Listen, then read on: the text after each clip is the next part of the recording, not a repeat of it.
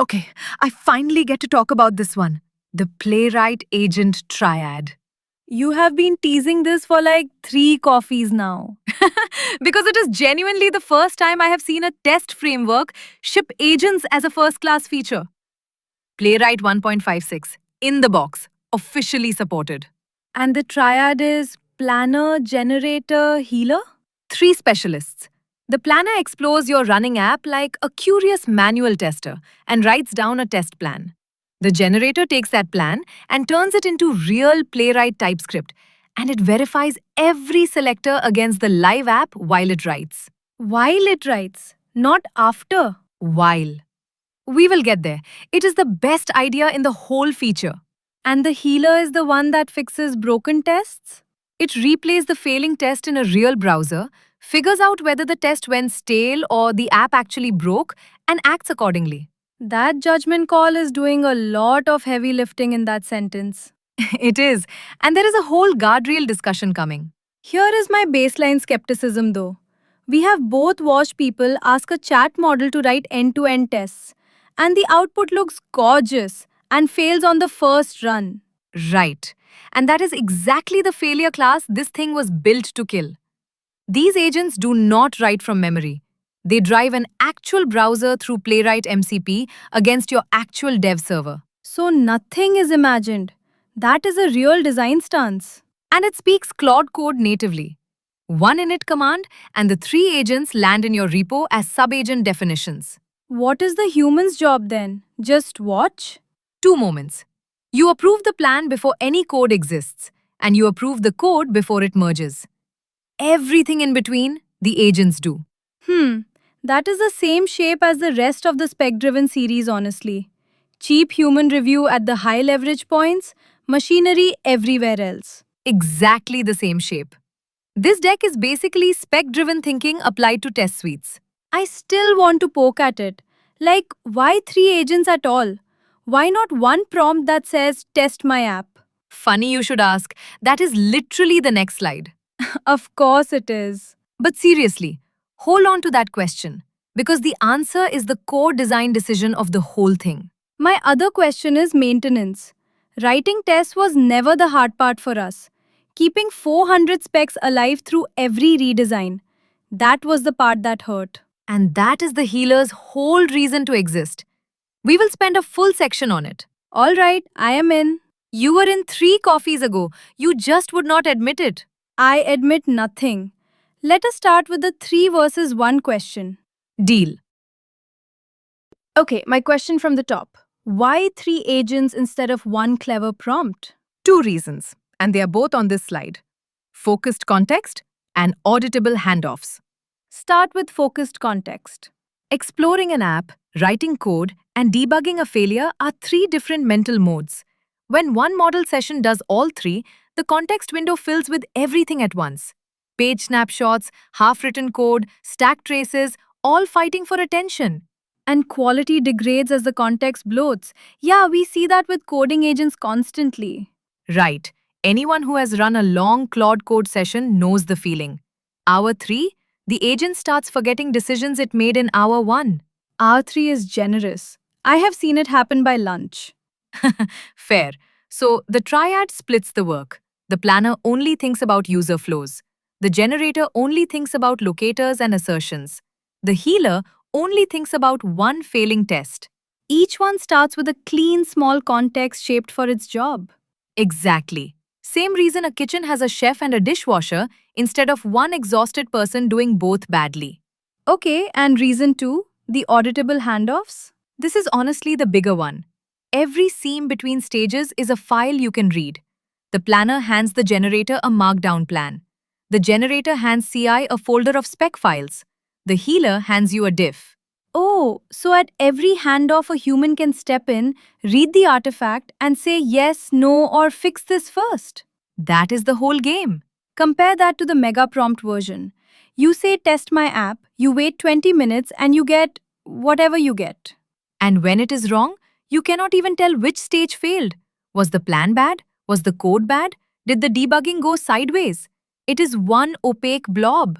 We ran exactly that experiment last year, by the way. pointed a general agent at our admin panel with a one-line prompt. And It produced 30 tests, 11 passed.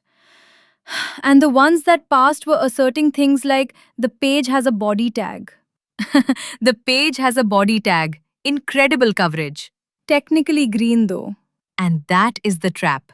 With no inspection points, you only discover the quality problem at the very end, after all the tokens are spent. So the triad turns a black box into an assembly line. Plan, then specs, then fix diffs with a human inspection gate at each station. That is the slide in one sentence, yeah. Devil's advocate. Is there overhead? 3 agents means 3 sessions, 3 sets of instructions to maintain. There is some, but Playwright generates and maintains the agent definitions for you. You are not handwriting 3 system prompts. And honestly, the separation pays for itself the first time something goes wrong, and you can point at exactly which artifact was off. Right, debuggability of the pipeline itself. The same reason we split CI into stages instead of one giant script. Perfect analogy. Nobody wants the 1,000-line deploy script back. Some of us maintain one as we speak, but point taken. My condolences. Okay, set up next. It is genuinely one command. One command. Sure, I have heard that before. Alright, show me the one command that is definitely just one command. It really is. From Playwright 1.56 onward, npx playwright init-agents with a loop flag. That is the whole setup. What is a loop in this context? Just the question of which AI coding environment you are driving this from. Pass loop equals Claude, and it generates native Claude code subagents. There are also flags for VS Code custom chat modes and for open code. So the triad is not vendor locked. Same 3 roles, 3 different harnesses. Right, the roles are the stable abstraction. The loop is just plumbing. And what actually lands in the repo when you run it? For the Claude flavor, 3 agent definitions in your .claude agents folder. Planner, generator, healer. Each with its own instructions and its own set of tools. The tools being the interesting part, I assume. The tools are everything. These agents are wired to Playwright MCP, which means they control a real browser. When the planner explodes, an actual Chromium instance is navigating, clicking, taking accessibility snapshots of your actual running dev server. Okay, this is the nothing is imagined thing from the intro. The agent is not reading your source and guessing what renders, it is operating the product. And that single choice is what separates this from asking a chat model to write tests from memory. How heavy is the MCP layer though? We tried Playwright MCP standalone a while back for a browsing agent, and the snapshot approach surprised me. Surprised you how? In a good way. It sends the accessibility tree as text rather than screenshots. So the model gets a compact, structured view instead of burning vision tokens on pixels. Way cheaper per step than the screenshot-based computer use agents. Yeah, and faster too. Text snapshots round trip in a fraction of the time. Anything else in the generated files worth knowing about? One habit. The agent definitions are generated artifacts, like a log file. When you upgrade Playwright, rerun init agents, because the team keeps improving the prompts and tool wiring inside them. So do not hand-edit the generated files and then cry when an upgrade clobbers your edits. Speaking from experience? We had a teammate who customized a generated config, forgot, regenerated 6 weeks later and spent half a day wondering where his changes went. Classic. Treat generated files as generated. Put your customizations somewhere they survive. One more thing. It needs a running dev server, right? The agents drive the live app, so something has to be serving it. Yes, same assumption as Playwright itself. Your usual dev server or the web server block in the Playwright config. The agents inherit whatever base URL that exposes. Okay, so honestly that is a small setup surface. Init command, dev server, done. Almost done. There is one more preparation step, and it is the one everybody skips. There it is, the asterisk on the one command. It is not a command, it is a habit. Seed tests. And I will die on the hill that it is the highest impact hour of this whole workflow. Bold hill, let us hear it. So here is the hill.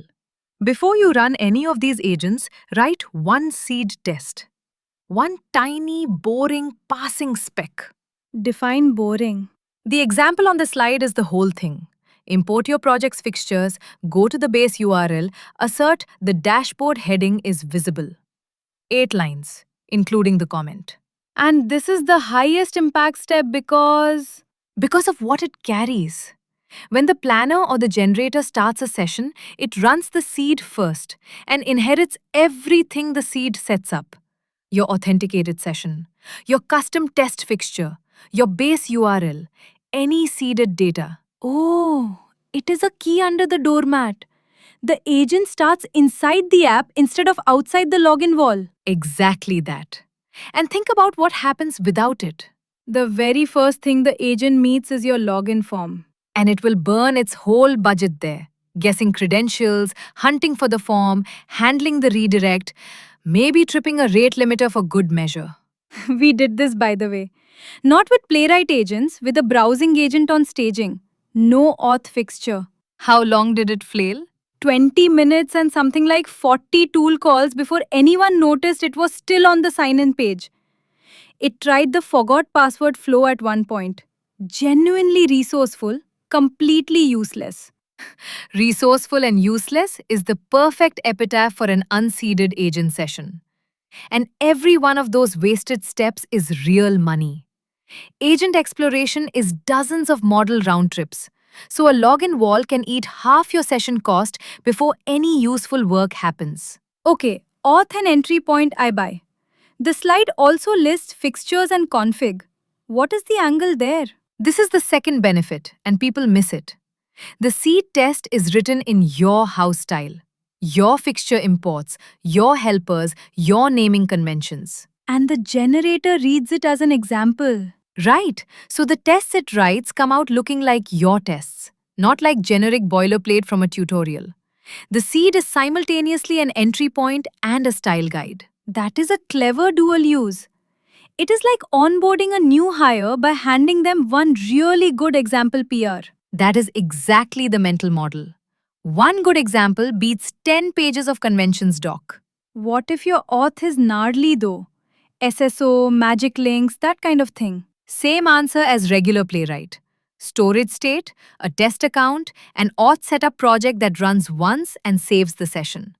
The seed just consumes whatever fixture you already built. So if you already have a working Playwright setup, the seed is genuinely an hour of work. Often less. And the rule of thumb I give people. Every minute you spend on the seed saves the agent's 10. Suspiciously round number, but directionally I believe it. Directionally is all I am claiming. Okay, setup done, seed planted. Time to meet agent number 1. The planner, the one you said behaves like a manual tester on their first day. My favorite of the 3 to watch. Let us go. So, the planner. I once screen shared a planner session for a teammate, and her reaction was, it looks like watching a new QA hire poke around the product. That is either very impressive or very unsettling. Bit of both.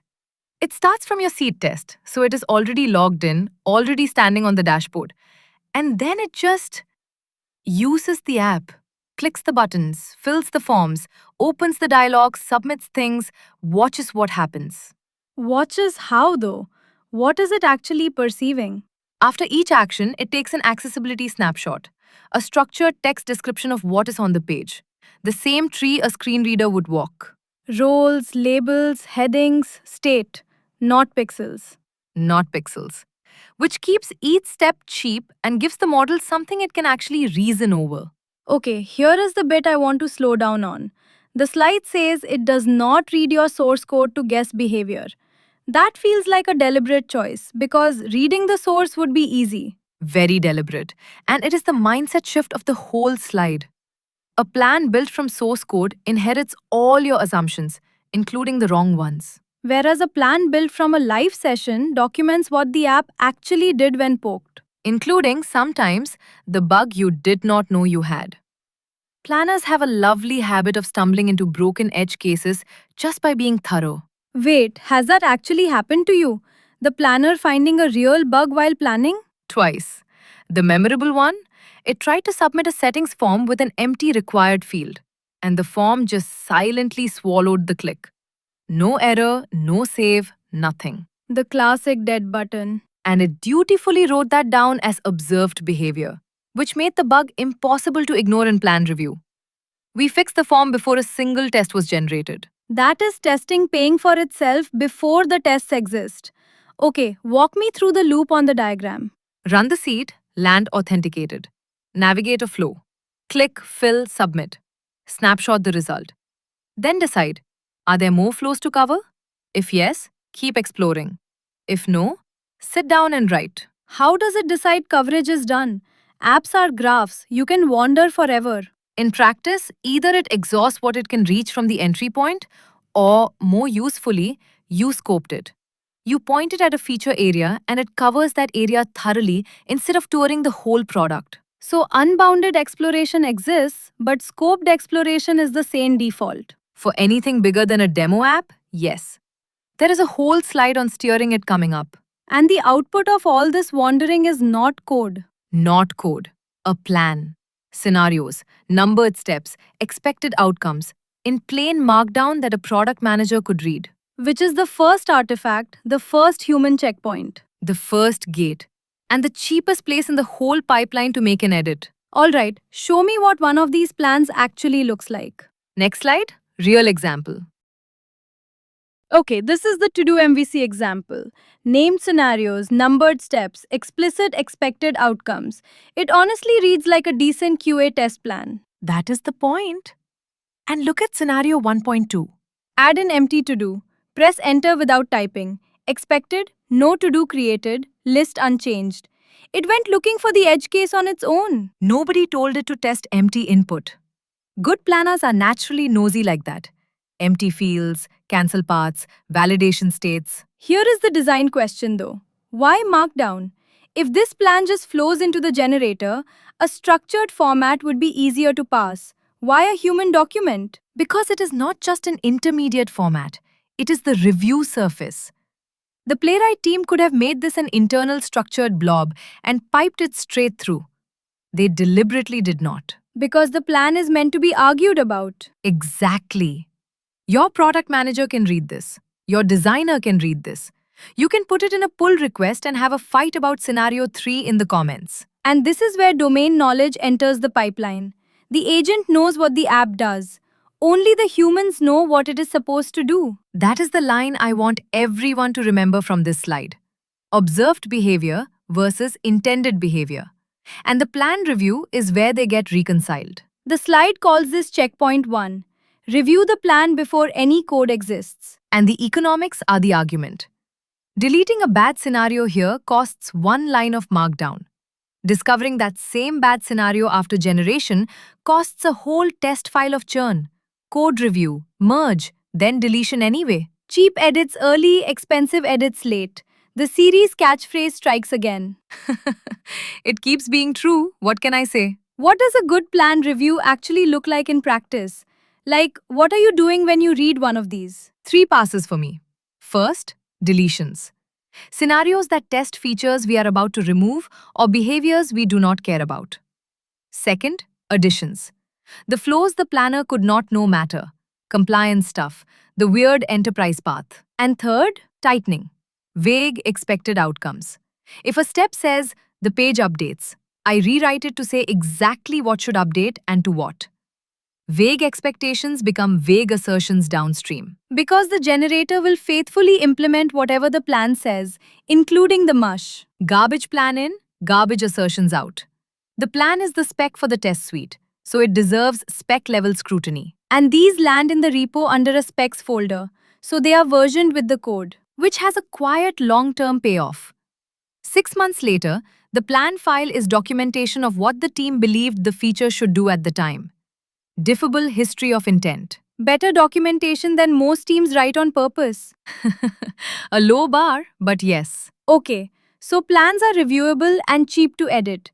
Next question. How do you control what the planner explores in the first place? That is the steering slide. And it is where the series tie-in gets good. So this table is basically what you feed the planner shapes what you get back. 4 rows from nothing at all up to full BDD scenarios. And each row has a legitimate use case, which is why it is a spectrum and not a best practices ranking. Start at the top. When would you give it nothing and just say, explore the app? Legacy code base, zero tests, nobody remembers what half the screens do. You inherit that, and a broad survey of every reachable flow is genuinely the first artifact you want. It is archaeology, and the planner is a very patient archaeologist. A very patient archaeologist that bills by the token. Fair. Broad surveys are the expensive mode, which is why row 2 is the everyday one. Give it a focus area. Plan the checkout flow. And you get depth instead of breadth. One feature including its edge cases. Right. Scoped exploration is the same default for any real product. Row 3 is where it gets interesting for me. Handed the PRD. And the scenarios come back mapped to your stated requirements, which means you can do traceability. This requirement has coverage. That one does not. Oh, that is the thing compliance heavy teams pay actual money for. Requirements to test traceability matrices, usually maintained by hand in a spreadsheet someone hates. Everyone hates the spreadsheet. The spreadsheet is universally hated. And here it falls out of the workflow for free. Okay, row 4. BDD scenarios in. This is the richest input, and it does something subtle. The planner takes each given when then scenario as a brief, and then verifies it against the live app while planning. Verifies how? Like actually walks the scenario? Actually walks it. So if your gherkin says the user sees a confirmation toast, but the running app shows a banner, The plan reflects reality and you just learned your spec and your app disagree. which is information you want immediately, not 3 sprints later when someone finally manually tests it. That happened to us in the boring old cucumber world actually. We had gherkin scenarios that drifted from the product for over a year because nobody reran the manual ones. The spec said one thing, the app said another, and both were wrong in different places. Spec drift, the silent killer. This is the first mechanism I have seen that catches it as a side effect of normal work. And the series tie-in callout. If you wrote BDD scenarios back in the spec phase, this is the handoff point. The gherkin becomes the planner's brief. This is honestly the moment the whole series clicks together for me. Spec-driven development says, write the intent first in plain language, then let machinery flow from it. The scenarios were written by humans arguing about behavior at requirements time. Now they become executable test plans without anyone hand translating step definitions. Nobody mourns handwritten step definitions. Nobody. The glue code graveyard. Every Cucumber team has one. Okay, so plan reviewed, scenarios approved, the markdown is sitting there. Someone has to turn it into code. Enter the generator. And the generator has one trick that makes the entire feature trustworthy. The verify while writing thing you dangled at the start? Patience. First, what it does. Then, the trick. The generator has the most clearly bounded job of the three. Approved plan in, playwright TypeScript out. The slide shows the mapping side by side. A 3-line plan item on the left and the finished test on the right. And the mapping is mechanical in the best way. Each scenario becomes one test. Plan headings become describe blocks. Each expected outcome becomes an assertion. So for the to-do example, type buy groceries, press enter, expect that to-do appears and the counter shows one item left. That becomes a fill, a press, and 2 expect calls. 1 to 1. You can trace every assertion in the test file back to a line in the plan you approved. The callout says scope discipline. It implements the plan. It does not freelance new scenarios. Is that actually a feature? A creative agent might find things the plan missed. It is absolutely a feature, and here is why. You already spent your review energy on the plan. That was checkpoint 1. The generator's entire value is being faithful to the thing you approved. I want to push back, but you have asked a general purpose model to write tests before. and gotten back a creative selection of tests for features we did not have. Yes. There was a test for a dark mode toggle. We had no dark mode. Aspirational testing. It tested the app it wished you had built. And it is genuinely insidious because a hallucinated test that happens to pass just sits there as noise forever. Right. So the division of labor is deliberate. Discovery and creativity live in the planner, where the output is cheap markdown a human reviews. Fidelity lives in the generator, where the output is code. Creative where edits are cheap, disciplined where edits are expensive. That is a tidy principle. If you want more scenarios, you do not nudge the generator to improvise. You send the planner back out, review the new plan items, then generate. Okay, what about style? Generated code usually has that uncanny tutorial smell. This is where the seed pays off again.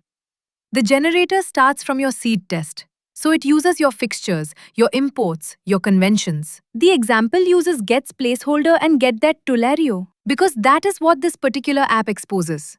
For your app, it leans on whatever your seed and your DOM actually offer. House style in, house style out. So if I squint, the generator is a translator. Plan language to test language, with strict fidelity and local idiom. A translator who refuses to embellish. But the translation is not even the special part. The special part is what it does while translating. Here it comes. It checks every single step against a live browser as it writes. Not at the end, during. And this is the thing that kills hallucinated locators. Kills the entire failure class. Next slide, and it is my favorite in the deck. Okay, the slide I have been building toward. Live verification. No hallucinated locators. Set up the problem properly first, because I think people who have not been burnt do not feel it. So, you ask an ordinary chat model to write a playwright test. It produces something beautiful. Clean structure, sensible names, plausible selectors. You run it. And it dies on line 4, because the button it confidently selected does not exist. The model wrote code from imagination. Hallucinated locators. And I would call that the single biggest reason people tried AI-written tests in 2023 and 2024 and walked away. It is worse than useless in a way, because the code looks so right. You spend 20 minutes debugging the test before realizing the test was never anchored to anything real. Plausible is the most dangerous word in code generation. Okay, so how does the generator avoid it? One rule, and the whole loop on this slide falls out of it. The generator never writes a line it has not already performed. Performed, as in executed in the browser before committing it to the file. Walk the diagram with me. Read the next plan step. Do it in the live browser. Did the locator resolve to a real element? Did the assertion actually hold against the running app? Only then does that line get written into the spec. And when a selector misses? It re-inspects the page, picks a better handle, a role, a label, a test ID, and tries again. The loop on the slide literally has a retry edge for it. Wait, and all that trial and error happens inside the agent session. The messy drafts never reach the file. That is the part I find genuinely elegant.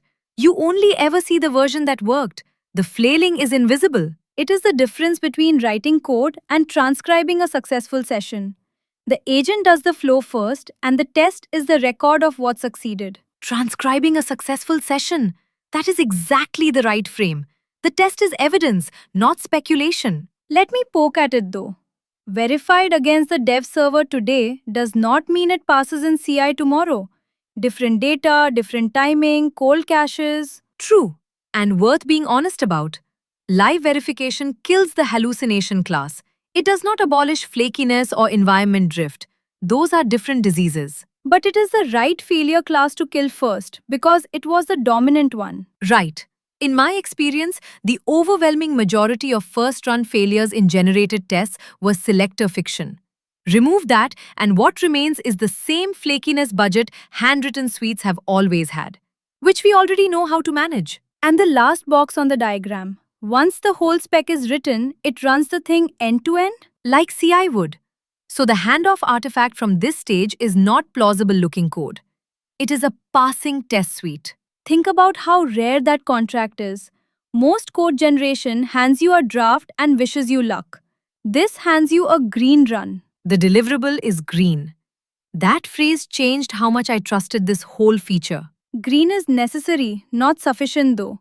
A test can pass and still assert the wrong thing. Which is why there is still a human checkpoint after this. And you just previewed the next slide. I keep doing your transitions for you. Keep it up. You are cheaper than an editor. Okay, what good generator output looks like, so you know what to demand in review. So, this is the review rubric slide. What to demand from generated specs before you merge them. And the bar is simple. The same one you would hold a human teammate to. The agent does not get a discount. First marker, locate a strategy. Role based first. Get by role, get by label, get by test ID. Semantic handles. They survive redesigns because they describe what an element is, not where it happens to sit in the DOM. As opposed to the smell test example. Div, child 7. Div child 7 is a test that breaks when someone adds a margin. It encodes the accidental geometry of one Tuesday's DOM. One Tuesday's DOM. I am stealing that. Take it. And the .btn primary one is the same disease. A style class is a designer's variable, not a contract. There is also an accessibility bonus hiding in the role based approach, no? If get by role cannot find your button, a screen reader probably cannot either. Yes, testability and accessibility turn out to be the same property wearing different hats. Teams that adopt role-based locators quietly fix a pile of A11Y issues just to make their tests writable. Second marker, web first assertions, no sleeps. When you write await expect to be visible, Playwright auto retries until the element appears or the timeout hits. Built-in patience. The moment you see wait for timeout 3000, you are looking at a future flaky test. Because a sleep is a guess about speed. And guesses about speed are always eventually wrong. Usually at 2 in the morning in CI on the release branch. We inherited a suite once with over 100 hard-coded sleeps. Total padding came to something like 9 minutes of pure waiting per run. Multiply by every PR every day. 9 minutes of nothing per run. That is real money and real developer patience. And the cruel joke is, the sleeps did not even fix the flakes. They just moved them to slower days.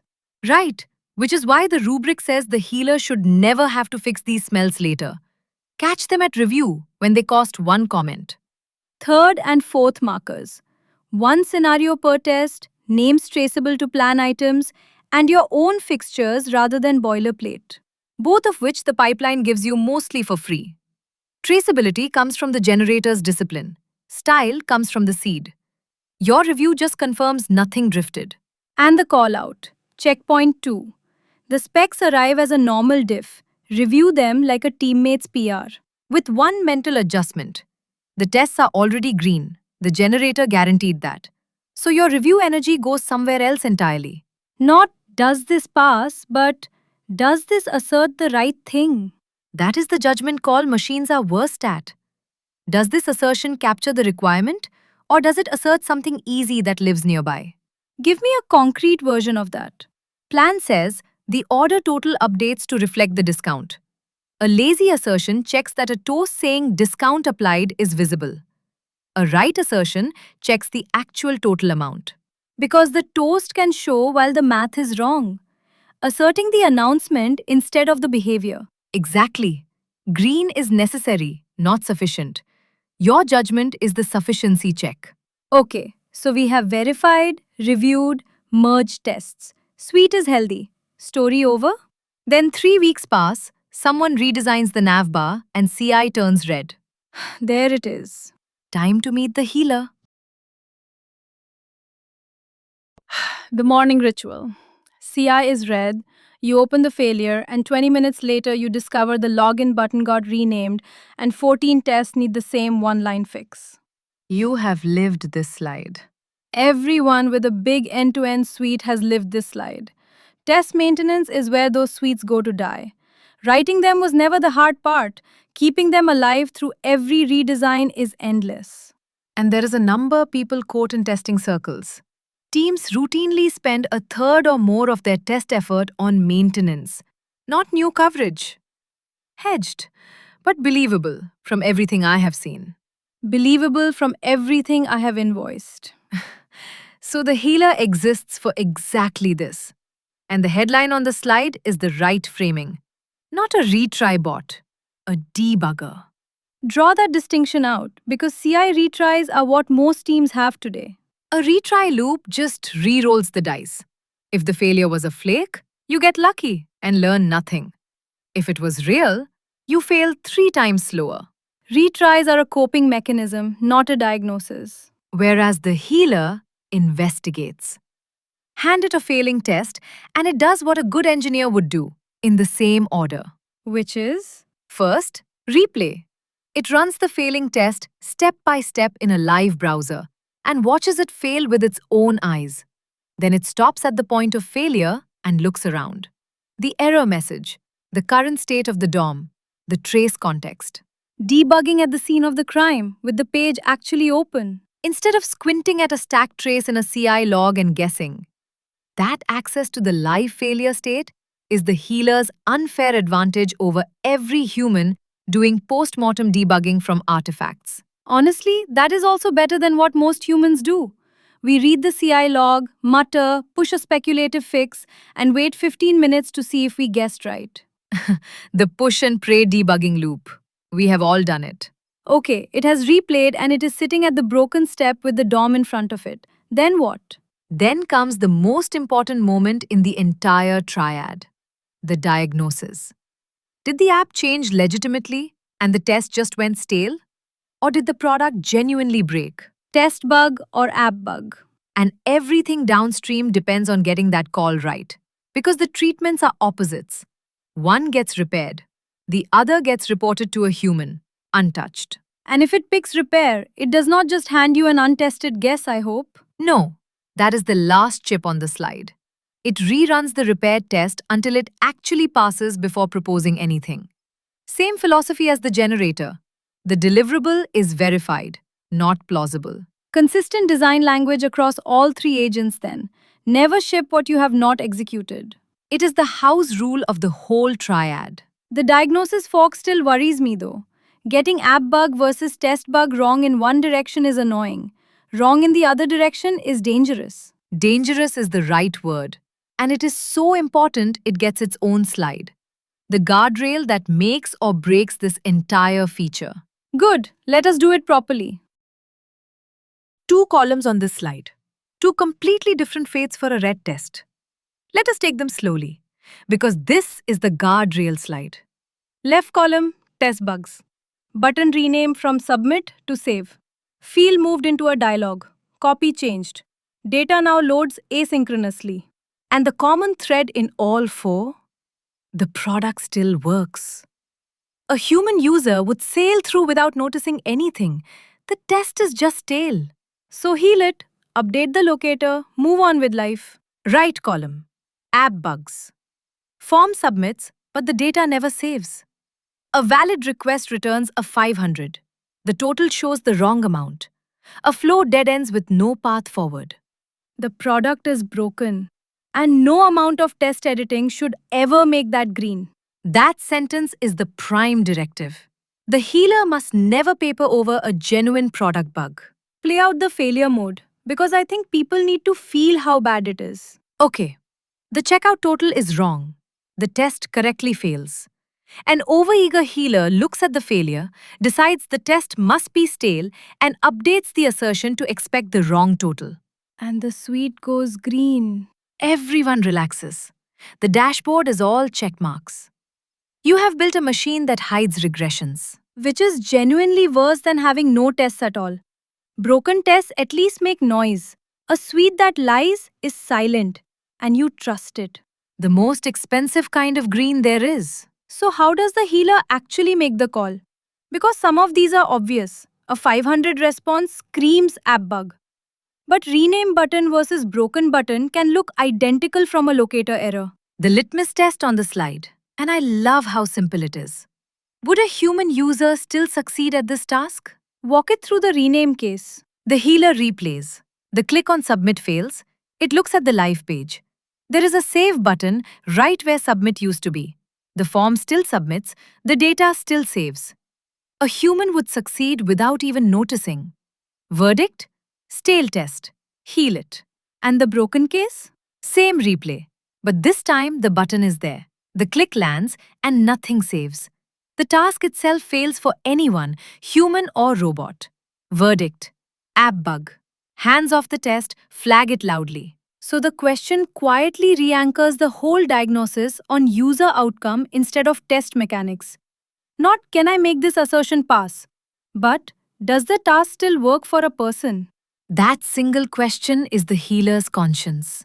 We had a human version of this failure, years ago, pre-agents. A teammate under deadline pressure updated a failing assertion to match what the app was doing. Assume the app was right. And the app was not right. A rounding bug in invoice totals shipped to production and sat there for 6 weeks. The test that should have caught it was asserting the buggy value with a commit message that said fix flaky test. Fix flaky test. The 4 most expensive words in that code base. My point being, humans fail this exact way too. The directive is not anti-agent, it is anti-shortcut. Which is exactly why the litmus question matters beyond the healer. It is also the question you ask when reviewing any healer fix. Or any human's test fix, honestly. Would a user still succeed? If yes, the diff is legitimate. If no, someone is papering. Tattoo it above the merge button. Okay, so the diagnosis fork is principled. What does the healer actually hand you on each side of the fork? 2 very different deliverables. Next slide. Alright, the 2 deliverables. Outcome A is the happy path, a repair diff. And look how small it is. The submit button became save, so the locator changes 1 word. Surgical is the right adjective.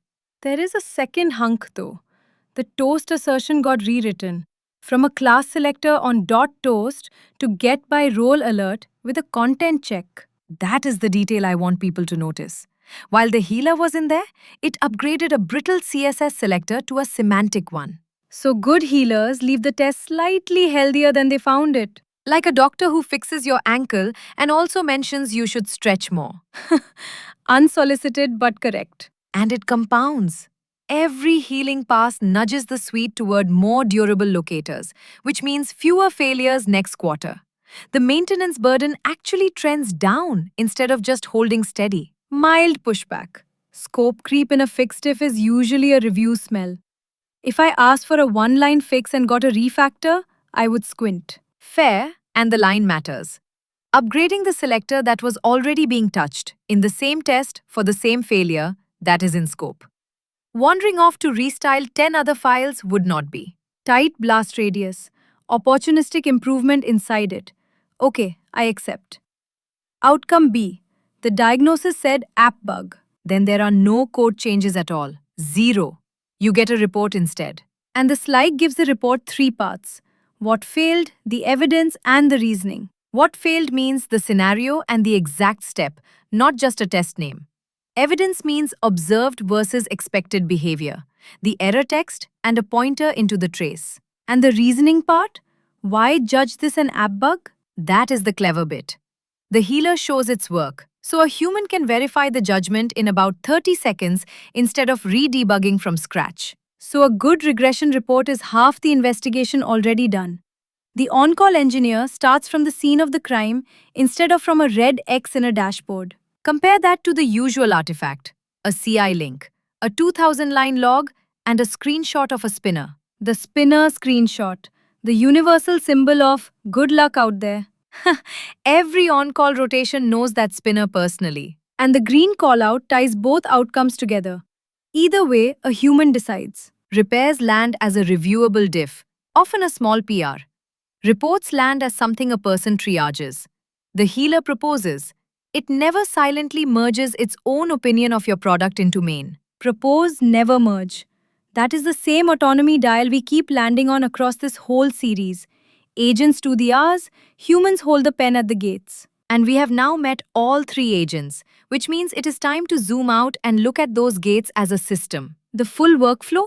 Checkpoints and artifacts end to end? Exactly that. Integration time. Okay, the assembled machine.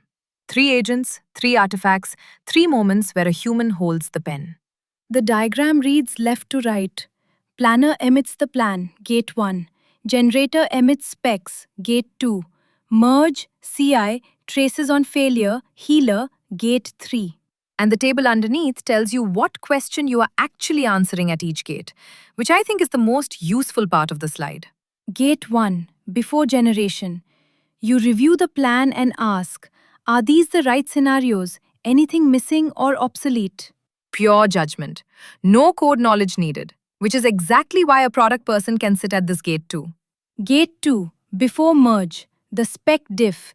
Do the assertions capture intent? Are the locators semantic? No sneaky sleeps. And notice this review is mechanical by design. The scenarios were already agreed at gate 1, so you're not relitigating what to test, only how it got coded. That is the shape I want to call out. The expensive human thinking happens early, on the cheapest artifact, Markdown. Decisions flow downhill from the cheap medium to the expensive one. By the time you reach code, the hard arguments are over. And gate 3, after healing. Was the app bug versus test bug call correct? Usually a 30-second sanity check on a 3-line diff, plus the litmus question from the guardrail slide. Would a user still succeed? Add it up, and the human time across all 3 gates is what? Minutes per feature? Minutes, spent at the 3 highest leverage points. The agents do the hours of exploring, writing, and debugging. That ratio is the entire economic argument for the triad. Let me stress test it. Gates only work if people actually stop at them. Every approval gate I have ever seen eventually becomes a rubber stamp. Humans habituate, especially when the agent is right 95% of the time. That is a real failure mode, and I will not pretend the tooling prevents it. Automation complacency is a people problem. The mitigations are structural. Keep the gates small. A plan you can read in 5 minutes gets read. A 50-page one gets skimmed. And keep them consequential. When a bad scenario slips through, trace it back to the gate that missed it. The same way you would post-mortem a prod incident. So review the reviewers occasionally. Fine. The blue call out though, the audit trail. That part I am unreservedly sold on. The quiet superpower. Plans, specs, and traces all live in Git, so every test can answer 3 questions months later. Why do you exist? What do you check? And what happened when you failed? 6 months from now, someone asks, why does this weird test exist? And the answer is, here is the plan that motivated it. Here is the PR where a human approved it. Here is the trace from the day it failed and the healer diff that fixed it. Handwritten suites almost never have that provenance. Tests accrete, authors leave, and the suite becomes folklore. Folklore is generous. Ours was superstition. There were tests nobody dared delete because nobody knew what they guarded. The haunted tests. Every legacy suite has a wing of them. And this workflow makes hauntings impossible because every test arrives with a birth certificate. A birth certificate and a medical history. Okay, one more integration question. Where does this whole machine slot into the bigger spec-driven loop? The series connection slide. Let us wire it up. Oh, this is the slide where the whole series snaps together. The triad is not a standalone tool, it is the testing segment of one long pipeline. Spec at the top, running tested software at the bottom, and the diagram shows specs flowing down while failures flow back up. Walk the upstream half first, spec or PRD into BDD scenarios into the planner. So your spec phase produced given when then scenarios, sentences that humans argued about and agreed on. Those flow straight into the planner as its brief, and the planner grounds each one against the live app. Which is the payoff for writing scenarios carefully. The same sentences that align the team now drive test generation, without anyone hand translating them into step definitions. Intent gets written once and reused. That is the entire thesis of the series compressed into one sentence. And it quietly solves the thing that made classic BDD collapse under its own weight. The Gherkin was supposed to be the shared language, but the step definition glue rotted faster than anyone maintained it. Right. Most Cucumber projects I have seen died of glue, not of Gherkin. Replace the glue with an agent that regrounds the scenarios on every run, and the spec stays alive. Midstream is the part we just spent the whole deck on. Planner plus generator, intent to verified, reviewed, merged, specs. So let us go downstream, because that is the new wiring. The healer takes up residence in your self-healing CI lane. Test goes red overnight. The healer replays it, diagnoses it, and forks. Test bug becomes a tiny fix PR back into the lane. App bug becomes a flag escalated to triage. And the team experience is the part I love. You wake up to a triaged inbox instead of a wall of red. 3 stale locator fix PRs awaiting a glance, 1 genuine regression with evidence attached. That is a calm morning. Compare it to the traditional version. 14 red tests, no idea which are flakes, and the stand-up starts with 20 minutes of, is the build actually broken? The Is It Actually Broken meeting, a recurring invite on every team calendar I have ever had. Decline the invite, install the healer. One arrow on the diagram deserves attention though. The app bug flag goes to triage and triage loops back to the spec at the top. Why close that loop? Because some regressions are not coding mistakes, they are spec gaps.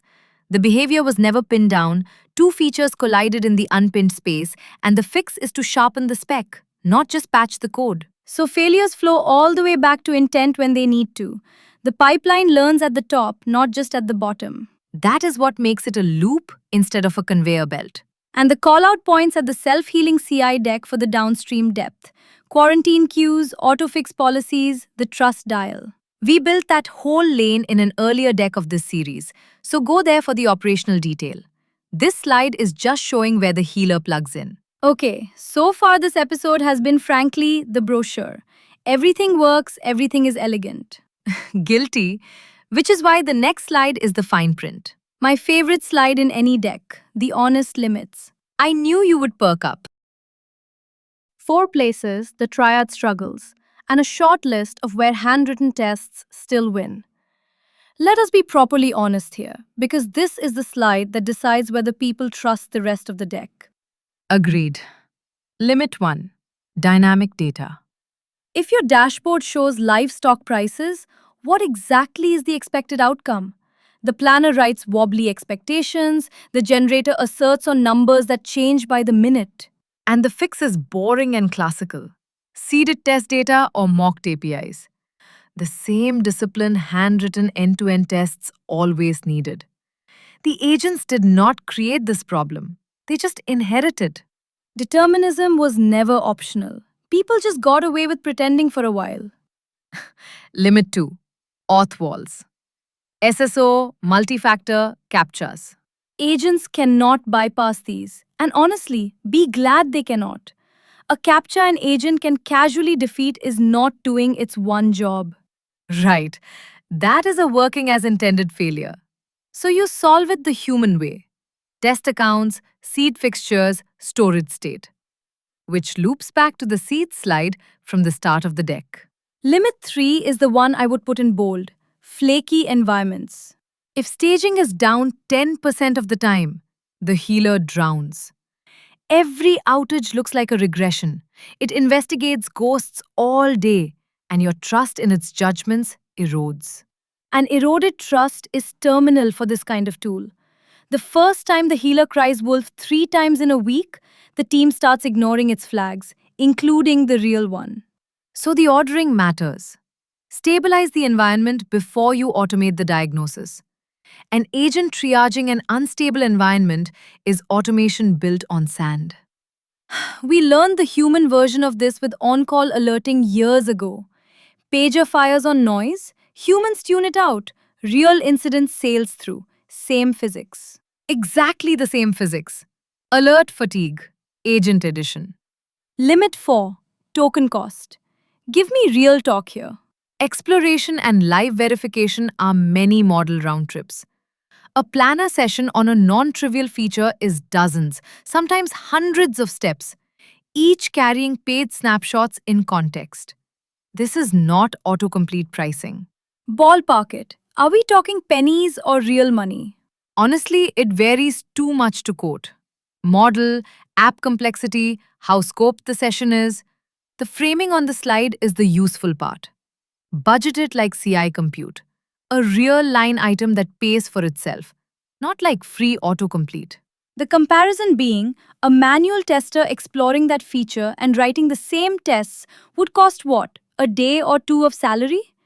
The tokens win that math comfortably most of the time. Most of the time, yes, but only if you do not rerun broad explorations carelessly. Scope your planner sessions. Then the second list, where handwritten tests still win. Deep domain assertions first. Pricing math, permission matrices, financial rounding rules. A planner cannot discover by clicking around that the rounding must be banker's rounding for accounts in one specific jurisdiction. Because that knowledge lives in regulation and tribal memory, not in the DOM. Observed behavior cannot reveal intended law. Second, visual pixel regression and accessibility audits. Different tools entirely. Screenshot diffing, Axe style scanners. The triad is about functional flows. And third, the hot parts. Tests you run 1,000 times a day. Where a hand-tuned test amortizes beautifully, and agent involvement buys you nothing per run. Craftsmanship still wins where the traffic is. So the honest framing from the call out, the triad is a force multiplier for breadth. Zero to solid coverage fast and keeping it alive. Not a replacement for the deep domain-heavy tests your seniors write. Breadth from the agents, depth from the humans. Teams that get the split right get both. Teams that fire the seniors and keep the agents get neither. Someone somewhere is making that second mistake as we speak. Someone always is. Okay, cheat sheet time. Let us compress this whole episode. The whole deck in one table. 3 rows, 1 per agent. Input, Superpower. Output, Human Gate. Row 1, the planner. Input is the live app plus the seed test. Optionally, a PRD or BDD scenarios. Superpower. It explores like a manual tester. Observed behavior, not assumed. Output, a markdown test plan. Human Gate. Review that plan before any code exists. The cheapest gate in the pipeline, as established. One line of markdown to kill a bad scenario. Row 2. The generator. Input, the approved plan plus the seed. Superpower. It verifies every locator and assertion against the live browser while writing. The hallucination killer. Output. Passing TypeScript specs. Passing being the keyword. The deliverable is green. And the gate? Review the diff like any teammate's PR, checking that the assertions capture intent, not just that they pass. Row 3. The healer. Input. A failing test and its trace. Superpower. The app bug versus test bug judgment. Output, a surgical fix diff or a regression flag, never a papered over product bug. Gate, confirm the diagnosis with the litmus question. Would a human user still succeed? Yes means heal, no means flag. You know what I noticed reading the table cold? The gates column is the actual product. The agents are impressive, but the reason this works in a real team is that every row ends with a human decision on a readable artifact. Autonomy with receipts. If the table only had the first 4 columns, this would be a demo. The 5th column makes it a workflow. That is a genuinely good way to put it. And the setup recap in the callout for anyone starting tomorrow morning. Run init agents with your loop of choice, Claude, VS Code, or OpenCode. Then write the seed spec. Auth, fixtures, base URL, one green test that lands inside the app. Do not skip the seed. We spent a whole slide on why. Aim the planner at one feature. Scoped, not the whole product. Review the plan. Generate, review the diff, merge. And let the healer hold the line in CI from then on. That is the whole operational story in one breath. If someone only keeps one artifact from this episode, it is this slide. Screenshot this table and you can rederive everything else in the deck from it. Every slide we did is an expansion of one cell. The deck was a table all along. Decks usually are, if you build them right. Alright, one more slide. The 5 takeaways. Let us land this plane. 5 takeaways, and then we let people go. Number 1. 3 specialists beat 1 mega prompt. And the reason is worth restating precisely, because it is not that 3 models are smarter than one. It is that each stage gets a focused context, and every handoff is an artifact a human can read. Structure is the feature, not the model. Which means this principle outlives any particular model generation. The pipeline shape keeps paying off even as the underlying models change. That is actually the strongest version of the argument. Architecture compounds, model quality just shifts the baseline. Number 2. The seed test is your highest leverage R. One green spec with auth, fixtures, and base URL, and every agent session starts inside your app speaking your conventions. Skip it, and you get to watch expensive tokens lose a fight with your login form. 40 tool calls on the sign-in page. I told that story, I get to keep telling it. It is a good story. It has everything: hubris, a redirect loop, a forgot password attempt. Number 3. Live verification is the trust unlock. The generator performs every step in a real browser before committing it to code. That is why its output runs on the first try. And why the failure class that killed earlier AI test tools, hallucinated locators, simply does not exist here. If I had to pick the single idea from this episode that generalizes beyond testing, it is this one. Never let an agent ship a claim it has not executed. Right. The same rule shows up everywhere good agent tooling is converging. Verify against reality at right time, not at review time. Number 4.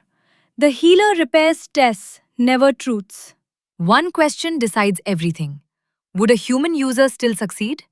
Yes means the test is stale. Heal it. No means the product is broken. Flag it. Hold that line. Because a test suite that papers over real bugs is actively worse than no suite at all. The no suite team at least knows it is flying blind. The lying suite team thinks it has instruments. That is how you fly into a mountain calmly. Grim, but correct. And the 6-week rounding bug from my old team is the standing exhibit. Number 5. Review the plan, then the diff. 2 cheap human checkpoints placed at the highest leverage moments, and what they buy you is an autonomous testing pipeline with a complete audit trail in Git. Minutes of human judgment steering hours of agent work. That ratio is the whole pitch, and the checkpoints are what keep the ratio honest. Stepping back, the thing that struck me most across this whole episode is how unmagical the good parts are. Seeds, gates, artifacts, a litmus question. It is all just engineering discipline applied to agents. Which is probably the meta takeaway of the whole series. The agents got powerful, and the answer was not less rigor. It was the same rigor relocated to better places. Specs flowing forward into verified tests, failures flowing back into tiny reviewed fixes. Spec-driven testing end-to-end. That is the episode. Go write a seed test this week. It is 1 hour and it changes everything downstream. And aim the planner at your messiest feature first. Worst case, it finds a bug before it writes a single test. Which is not a bad worst case. Thanks for listening, everyone. See you in the next one.